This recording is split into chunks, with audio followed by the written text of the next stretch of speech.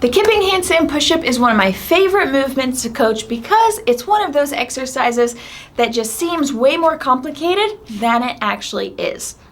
So we're going to take this skill step by step, breaking it down so that you understand it a little bit more to help you have a little bit more success in your training. So to begin, you're going to kick up to a handstand against the wall. Your hands are going to be set slightly outside the shoulders. Fingers are going to be angled to about 45 degrees. This is important because when we start to angle our fingers out, we are beginning to externally rotate our shoulder position, which is a much stronger position for us to push. This is going to be really helpful when we get to the point in the handstand push-up where we are actually pushing up from that bottom position back into our handstand. And it all starts with angling those fingers out so that we can recruit more muscles from the upper body to help contribute to that work, versus if we were to keep our fingers pointed directly towards the wall, there'd be a lot of strain on the triceps. And we don't want to have to rely on one muscle group to do all the work for us.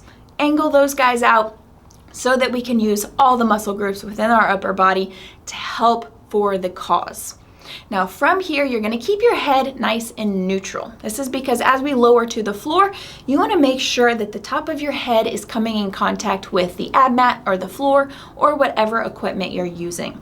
If we lift the chin even slightly, the top of your forehead is going to come in contact with the floor and it's going to curve your neck, which puts it in a really compromised position. And we want to keep this nice and safe. So neutral head, top of your head comes in contact with the floor. Now it's time for the legs. So our head and our hands create this tripod position or triangle position. It's a really strong position, making it as easy to balance as possible at the bottom of our handstand push-up. So you want to think of going for an equilateral triangle to begin. And as you get more comfortable with this skill, you can play with the positions of your hands in relation to your head and the wall to find a position that is best suited for you and your body type. But for now, let's try to make equilateral triangles a rule of thumb to start. Now, your legs are straight above you. What we're going to do is bend the knees and you're going to draw them down towards each tricep. Yes, your knees are going to be apart. This is important because when our knees are apart, we can make sure that our body weight is evenly distributed over that tripod position or over that triangle, again, making it as easy to balance as possible so that we use as little energy as possible to keep us up. If our knees were together and we started to bring them down into that bottom position, what's happening is we're taking the weight of our legs in that tight tucked position and distributing it back towards the bottom of our tripod. This just means that if we don't want gravity to do what gravity does best and peel us off the wall, we have to engage the core, light it up so that we can keep ourselves on the wall in that bottom position.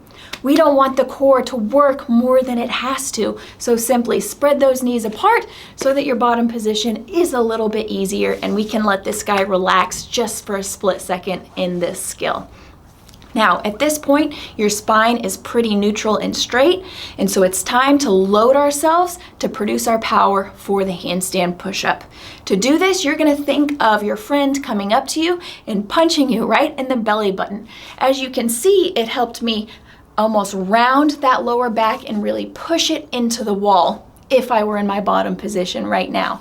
It's helped me engage the core and close that hip angle so that I'm in a nice tight tucked position. This is important because as we start to produce our power, it's going to allow us to open up our hip angle and produce as much vertical power as possible to get us into our handstand. And to do that, you want to think of driving your heels and squeezing your butt as aggressively, as explosively as you can, because the quicker you are, the tighter you are with your butt squeeze and your heel drive, the more vertical power you're going to produce to help you land in that handstand as easy as possible. And that's the beautiful thing about kipping handstand push-ups. This is not necessarily a strict strength upper body based movement. We get to use our legs to our advantage to help with this skill. So use your legs. Try to be as explosive as possible with the lower half of your body because it's stronger.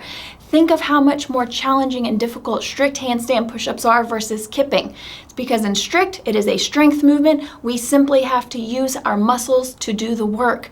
Kipping handstand push-ups? Nope, it's about technique and using each half of your body at the perfect timing to make this skill as easy as possible. So drive the heels, squeeze the butt, and then at the top of your rep, you're gonna lock out those elbows to finish out your handstand, get credit for the rep, and now it's time to control that lower back down to the floor and go for another one, continuing to cycle through these movements.